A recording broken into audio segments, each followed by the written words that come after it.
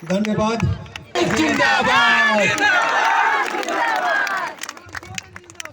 हेमंत सोरेन जिंदाबाद।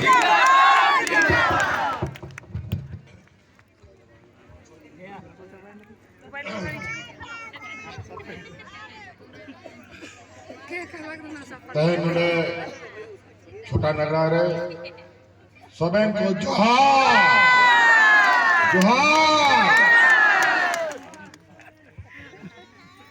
मेरा गला भी बैठा हुआ है, बहुत कार्यक्रम करना पड़ा। अभी हम पलामू परमंडल से यहाँ आए, आधा समय से तो अधिक हम लोग हवा में रह रहे हैं। इतना हम लोग का दुर्गम जगह, पहाड़, नदी, नाला, बहुत दुर्गम जगह है, लेकिन बहुत खूबसूरत भी है। आज इस कार्यक्रम में आप सभी ग्रामीणों का हार्दिक अभिनंदन करता हूं और यहाँ उपस्थित मंच पर आपके स्थानीय सांसद युवा वाहिनी जी और इस विधानसभा प्रत्याशी के रूप में महागठबंधन की तरफ से सोनाराम सिंह जी को, यहाँ जिला परिषद अध्यक्षा सुरीन जी को और सभी गठबंधन दल के नेताओं का मैं भी हार्दिक अभिनंदन करता हूं। और बहुत संक्षिप्त में बातों को रखूंगा और इसको अधिक समझने का प्रयास कीजिएगा। चुनाव का समय है, बहुत ये चुनाव विचित्र हो गया। पहले 5-5 चरण में चुनाव होता था, अब 2 चरण में चुनाव होता है। हमारे विपक्ष के टीम में अनगिनत नेता लोग और यहाँ का नहीं, सब यूपी, बिहार, गुजरात, महाराष्ट्र, छत्तीसगढ़, मध्य प्रदेश, सब जगह से यहाँ नेता आके घुस गया। पूरा 1 दर्जन से अधिक मुख्यमंत्री यहाँ पर आकर के डेरा डाला है और पूरा केंद्र का सरकार यहाँ आकर के राज्य में प्रचार प्रसार में लगा है।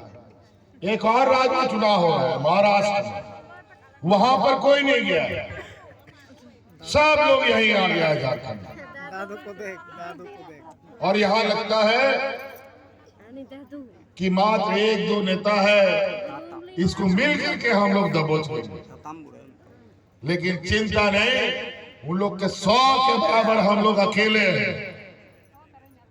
इन लोगों ने बहुत कोशिश किया, 1 नहीं, 2 नहीं, 3 बार, अनगिनत बार हमारे सरकार को गिराने का इन लोगों ने दिन रात एक कर दिया, जेल तक हमको भेज दिया, लेकिन सरकार नहीं गिरा पाए। विधायकों को इधर उधर से प्रलोभन दे करके खरीद बिक्री करने शुरू कर दिया। लेकिन हम लोग गठबंधन के लोग पूरी मजबूती से उन लोगों को हम लोगों ने मुंह तोड़ जवाब दिया और सरकार को गिरने नहीं दिया। लेकिन हमारे विपक्ष के लोग नहीं चाहते हैं कि आदिवासी मूलवासी अपने पैरों पर मजबूत हो। ये नहीं चाहते हैं कि हम सरकार चलाएं और आज इसीलिए हमारे सरकार का अभी 1 महीना बाकी था, पहले ही चुनाव का घंटी बजा दिया।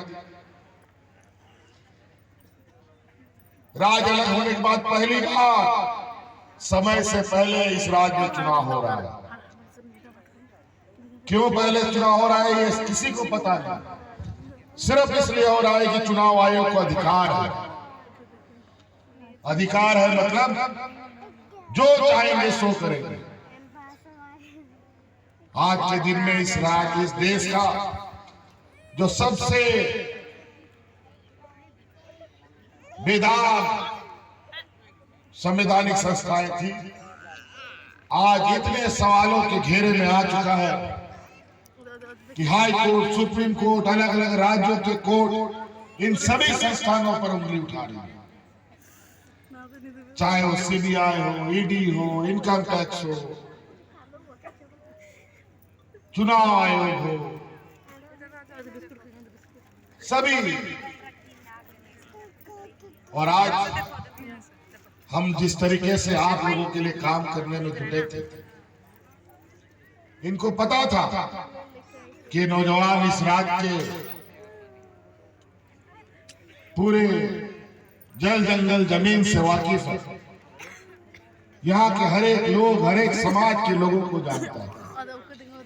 तो ऐसे ऐसे काम करेगा कि आने वाला समय में भारतीय जनता पार्टी का लोग झंडा ढोने के लायक भी नहीं रहेगा। इसीलिए हम लोग को पहले चुनाव कराना।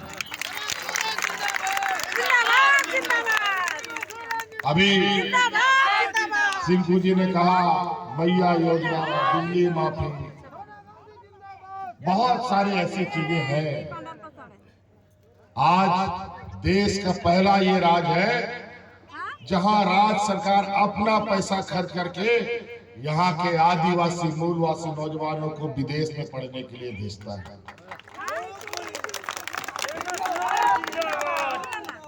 आज ये देश का पहला राज है जहां पूरे राज्य में सर्वजन पेंशन लागू है। आज ये पहला राज है जो अपना कर्मचारियों को उनका बुढ़ापे का लाठी, पुराना पेंशन देकर के आज उन लोग को सम्मानित किया है। ये बेईमान लोग, ये व्यापारियों की जमात, ये देने वाला लोग नहीं है, ये लोग लेने वाला लोग है, लूटने वाला लोग है। आज इसीलिए सभी कर्मचारियों का पेंशन काट दिया और सबका पेंशन बाजार में, शेयर बाजार में लगा दिया। और आज शेयर बाजार अपने पैरों पर नहीं, माथा के बल खड़ा हो गया है। इतना उलट पुलट हो रहा है, महंगाई आसमान छू रहा है। नमक, तेल, किताब, कलम, बस का भाड़ा, ट्रेन का भाड़ा, सब चीज में महंगाई, लेकिन लोगों का कमाई में कोई बढ़ोतरी नहीं। आज ये लोग महंगाई बढ़ा रहे हैं और उस महंगाई से आप कैसे बचे, इसका एक एक उपाय लगा रहे हैं। मैया सम्मान दे रहे हैं, बूढ़ा बुजुर्ग कर पेंशन दे रहे हैं, आपकी गरीबी का बोझ हम अपना कंधा में ले रहे हैं और बिजली माफी आप कर रहे हैं।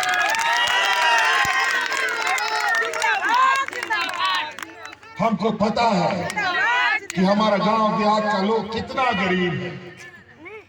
आज छोटा छोटा कोई घटना के लिए अगर पैसा नहीं होता है तो महाजन के जाकर के यहाँ कर्जा लेना पड़ता है। हमारा कार्य योजना है, हम लोग फिर से सरकार बनाएंगे और आने वाला समय में इस राज्य के आदिवासी मूलवासियों को इतना मजबूत करेंगे कि किसी के सामने कर्ज लेने का जरूरत कभी नहीं।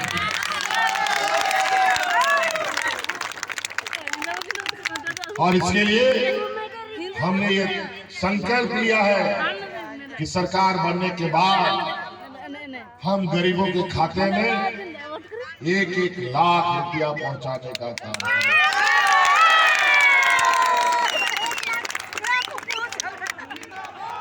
और उसका पहला कदम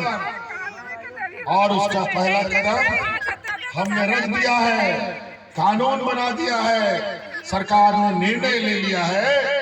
उसका पहला कदम दिसंबर में दिखेगा। जो महिला दीदियों को 1000 रुपया जा रहा है वो 1000 बढ़ करके 2500 रुपया आपके खाते में।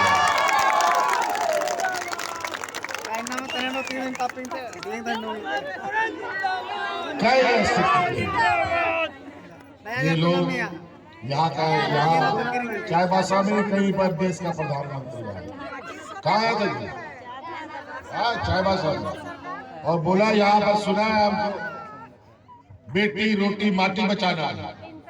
ये बेईमान लोग बेटी का बात करेगा। गुजरात में बिल्किस बानो का जो सामूहिक बलात्कार करने वाला लोग, जिनको सुप्रीम कोर्ट ने जेल में ठूस दिया, चुनाव में उनको पेरोल पे निकाल करके माला पहना रहा है, टीका पहनाता है। मणिपुर का हालत देखो, आदिवासियों को कैसे नंगा करके घुमाया गया, आज तक प्रधानमंत्री गृह मंत्री वहां नहीं गया। ये क्या बात करेंगे, देश बचाने की बात, आदिवासियों की बचाने की बात। राम रहीम जो बलात्कार के आरोप में जेल खट रहा है, उसको चुनाव में पेरोल में बाहर निकाल देता है। क्या ये लोग बेटी की बात करेंगे और माटी की बात करते हैं। आज यहाँ कोयला खदान चल रहा है, आज यहाँ आयरन ओर का खदान चल रहा है। ये बताओ कौन झारखंडियों का ये खदान चल रहा है? ये सारा इन व्यापारियों की जमातों का ये खदान चल रहा है। आज कॉर्पोरेट घरानों के इशारे पर चलने वाली ये सरकार, ये लोग रोटी की बात करते हैं। डबल इंजन की सरकार थी, हाथ में लोग राशन कार्ड ले लेकर के भाग के मर गए। ये इनका चरित्र है। और हम लोग कोरोना जैसा महामारी देखा, जिसका आता ना पता और ना छोड़,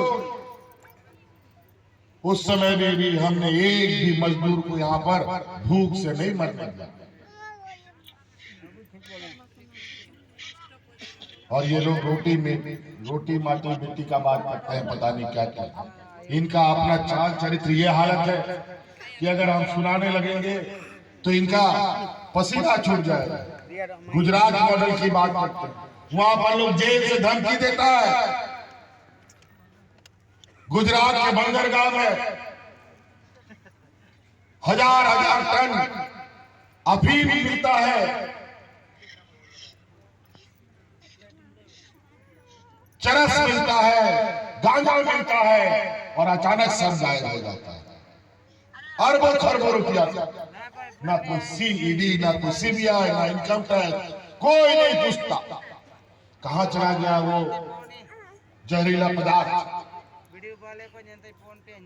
कहां चला गया अफीम गांजा, कहां चला गया। ये पूरा देश में इन लोगों ने फैला दिया और हमारी नस्ल को बर्बाद करने के लिए सुनियोजित तरीके से लोगों के बीच में सप्लाई करने लगा। और यहाँ इन्हीं के लोगों के द्वारा इधर उधर से भेजा हुआ समाज लोगों के हाथ में लगता है और समाज बर्बाद होने लगता है। यही यूपी बगल में देख लीजिए, उनके नेता यहाँ फिर उड़ रहे हैं। वहां पर खास समुदाय को जाकर के अपराध बनाया जा रहा है। सिर्फ हिंदू मुस्लिम। सुप्रीम कोर्ट ने तो आसाम के सरकार को बोला भी है, तुम जाति विशेष व्यक्तियों पर अत्याचार कर रहे हो, उनको अपराधी बनाया जा रहा है। ये इनका चाल चरित्र। घुसपैठिए की बात बोलते हैं, झारखंड का घुसपैठिए का कोई लेना देना नहीं। ये घुसपैठिए का जिम्मा भारत सरकार का है, ये राज्य सरकार का विषय नहीं है। देश का सीमा अगर असुरक्षित है तो ये भारत सरकार के जिम्मे है, भारत सरकार का जिम्मा हमारे पास नहीं है।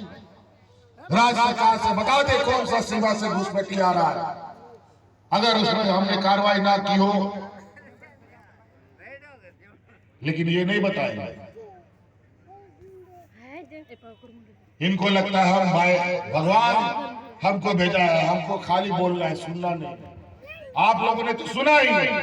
देश का प्रधानमंत्री तो बोलता है हम नॉन बायोलॉजिकल है, हम पैदा ही नहीं हुआ, हमको ऊपर से कोई टपका दिया है। अजीब हालत है। इसका माँ बाप लोग क्या किया हमको बताओ। ऐसा बात बुलवाता है। अभी बोलता है विस्थापन आयोग बनाएंगे, विस्थापन आयोग आओगे तब क्या बनाएंगे। हम लोगों ने तो विस्थापन आयोग नीति बना लिया है, बस सरकार बनने की देरी है। फिर से हर एक माइनिंग कंपनी में 75% नौजवान कार्यरत होंगे और जो मुआवजा नहीं मिला है उस सभी को मुआवजा मिलेगा। अगर विस्थापन नीतियों के हिसाब से कोई भी खदान कंपनी नहीं चलेगा तो खदान और कंपनियों में सब मिलकर के हम लोग ताला लगा देंगे और बैठा देंगे।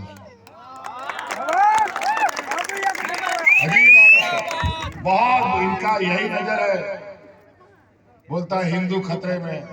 अरे भाई इस राज्य में तो सबसे अधिक हिंदू है, हिंदू खतरा में कहां से आ गए? ये लोग विकास के नाम पर 0/0, खाली एक ही इनका रट है, हिंदू मुस्लिम अगड़ा पिछड़ा, और ये लोग फूट डालो राजनीति करने में माहिर है।